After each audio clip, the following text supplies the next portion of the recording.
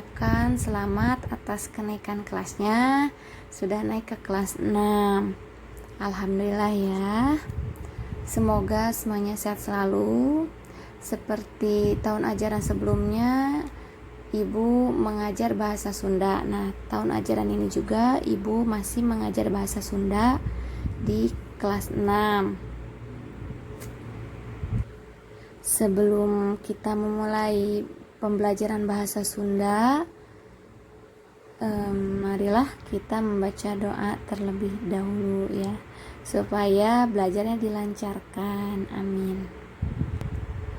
Insya Allah Ibu usahakan untuk menjelaskan materi bahasa Sunda lebih detail lagi supaya kalian bisa memahaminya, walaupun kita belajarnya secara online.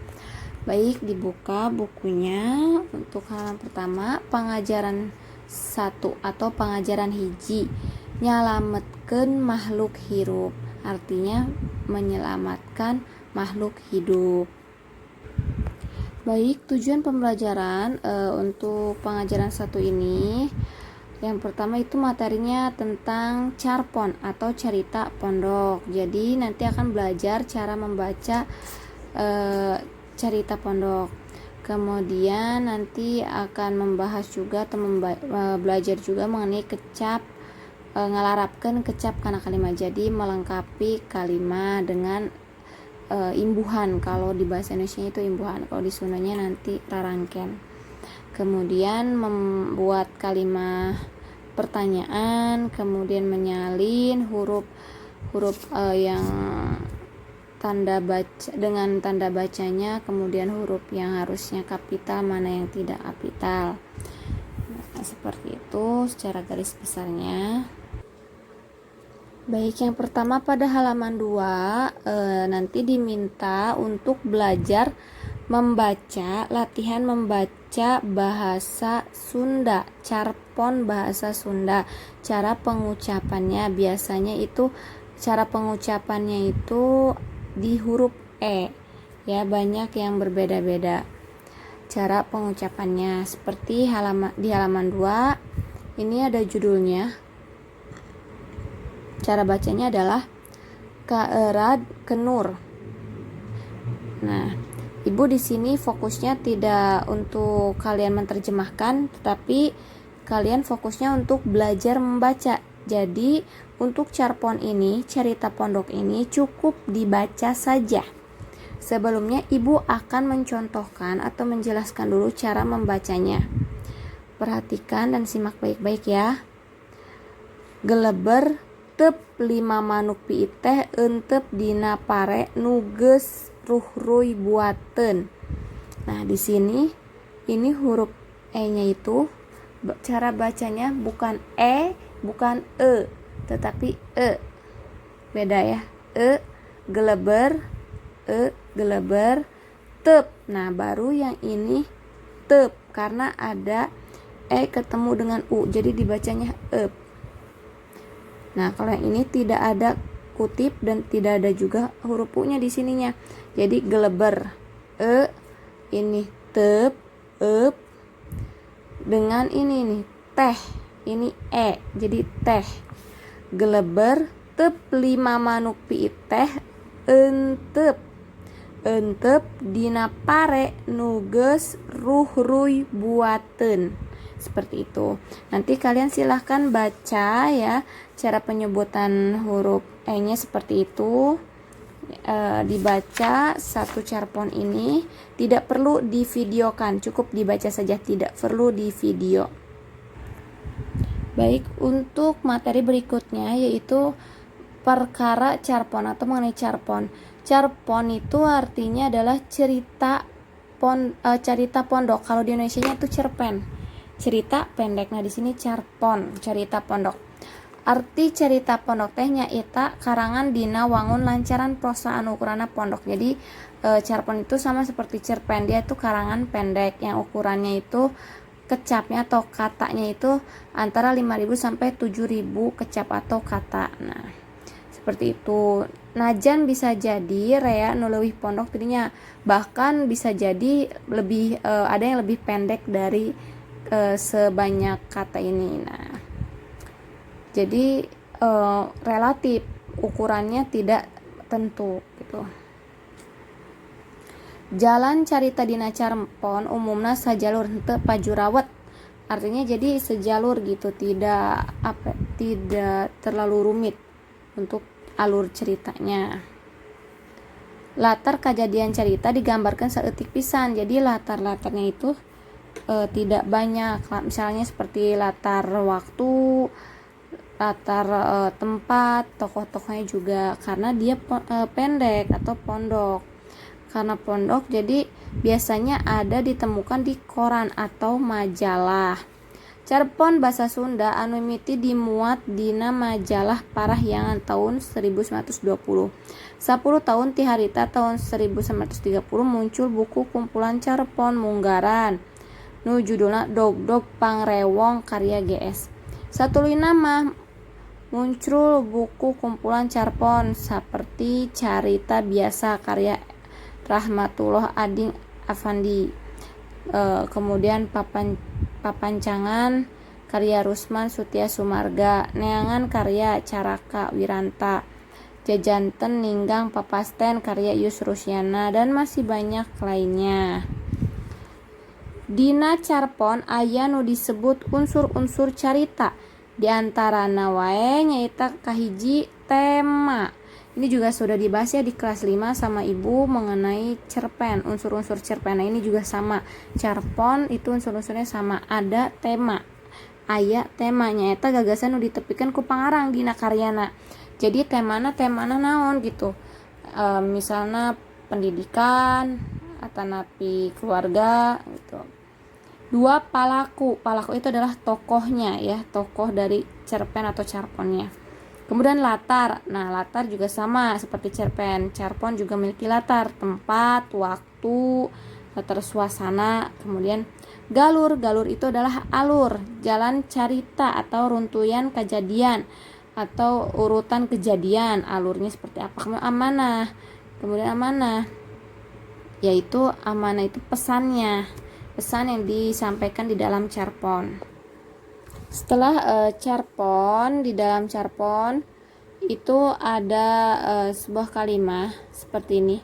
Keur anteng maranehna nyisilan Cikipare geleber haliber lantaran Rejel jeung Yumna ngalaliwat ka sisi sawah lebah dinya. Nah, di sini ada yang digaris yang dicetak miring. Maranehna. Kemudian haliber.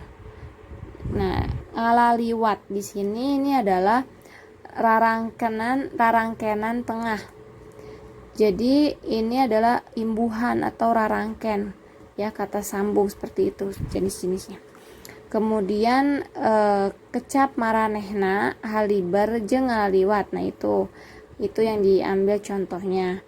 Itu mengandung rarangken tengah ar jeung al. Kecap maranehna diwangun tina kecap manehna. Jadi maranehna itu asal katanya itu dari manehna, kemudian diselipkan setelah huruf M, huruf awal M itu dikasih kata sambung atau rarangken ar. Ya, jadinya maranehna. Nah, seperti contoh di sini kita lihat. Ini manehna ditambah ar jadi maranehna. Haliber jadi haliber. Nah, kenapa ini enggak ar, ini L gitu, karena di sini ada yang ini karena asal katanya adalah hiber jadi ditambah al jadinya haliber.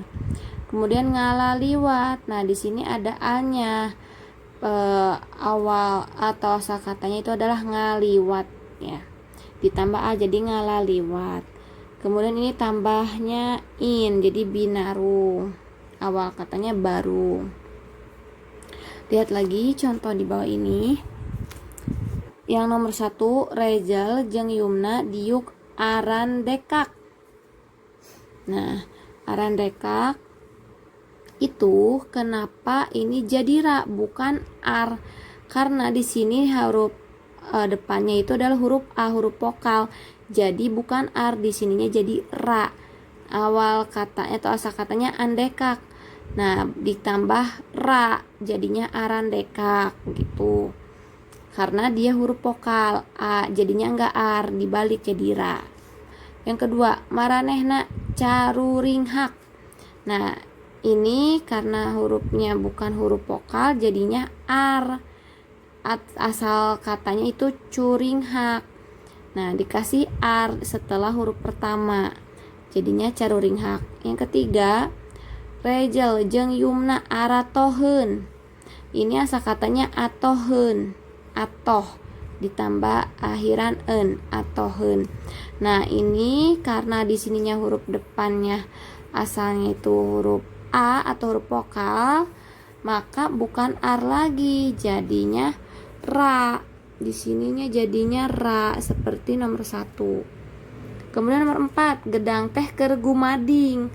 Ini beda lagi nih, rarangkennya itu asal katanya gading jadi gumading. Gumading itu hampir matang. Ini gedang itu pepaya. Kemudian nomor 5, japati teh katempona sigala lindek. Nah, karena dia asal katanya lindek, huruf depannya adalah L, maka di sininya dikasih la. Bukan al, tapi la. Baru di sininya lindek karena huruf awalnya adalah L, huruf L, jadinya di depan dikasih la. Kemudian nomor 6, urang tinang tu kudu mikanya pada makhluk hirup. Nah, ini dikasih in, asal katanya adalah tang tu, dikasih in setelah huruf T, jadinya tinang tu. Seperti itu ya kurang lebihnya. Semoga dapat dipahami. Setelah kecap rarangken tengah, kalimah pananya. Selanjutnya materi kalimah pananya. Kalimah pananya itu adalah kalimat tanya ya. Contoh kalimatnya, sora naon eta nu cicitan arejal cek Yumna nanya. Jadi kalimat pananya itu adalah kalimat tanya. Seperti itu. Nah, dikasih tanda tanya. Kalau kalimat tanya ini juga sama seperti di bahasa Indonesia juga seperti itu ya. Tidak ada bedanya. Isinya adalah pertanyaan seperti apa, siapa, di mana, kapan, kenapa, bagaimana. Nah, itu seperti itu. Sunda juga sama, hanya bedanya bahasanya dengan bahasa Sunda. Kecap pananya atau kata tanyanya adalah saha. Saha itu adalah siapa. Saha itu siapa. Kusaha oleh siapa. Jadi ku itu oleh. Kusaha oleh siapa. Tisaha dari siapa. Kasaha untuk siapa. Ya. Biasanya digunakan untuk menanyakan seseorang. Ya, kemudian subjek gitu, untuk subjek seorang. 2, mana, nu mana. Ini seperti pilihan, yang mana, seperti itu ya. Nomor 3, ti mana. Ti mana itu dari mana. Pertanyaan tempat berarti kamana, kemana, di mana. Di mana ini tetap menanyakan tempat asal, tempat tujuan ya, kemudian dan tempat adanya di mana gitu, seperti itu. Kemudian yang keempat, naon. Naon itu adalah apa. Hal seperti barang, seperti tumbuhan atau tumbuhan gitu. Kemudian yang kelima, kumaha. Kumaha itu adalah bagaimana. Itu biasanya untuk menanyakan cara atau keadaan. 6 atau genep, sabaraha itu berapa. Sakumaha seberapa. Biasanya jumlah, harga, bilangan. 7, kunaon, mengapa atau kenapa. Naon sababna, apa penyebabnya.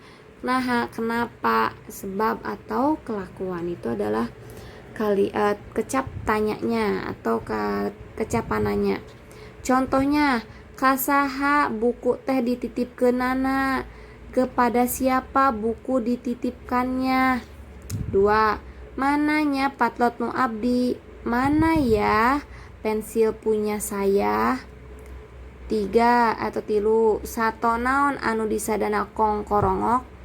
Hewan apa yang bunyinya kongkorongok. 4, kunaon Randi teu sakola. Kenapa atau mengapa Randi tidak sekolah. 5, sabaraha hargana ieu mang. berapa harganya ini Mang atau ini Bang gitu ya. Itu adalah kalimat tanya. Kalian juga pasti sudah bisa untuk membuat kalimat tanya.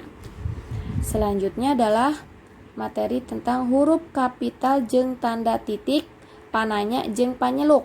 Titik pananya itu adalah tanda tanya, dan juga panyeluk itu adalah tanda seru. Contoh kalimatnya: A. Manuk titiran teh di inuman ku Rejel. Ini titik akhirannya karena ini adalah sebuah kalimat pemberitahuan atau hanya informasi, tidak menanyakan ataupun tidak menyuruh.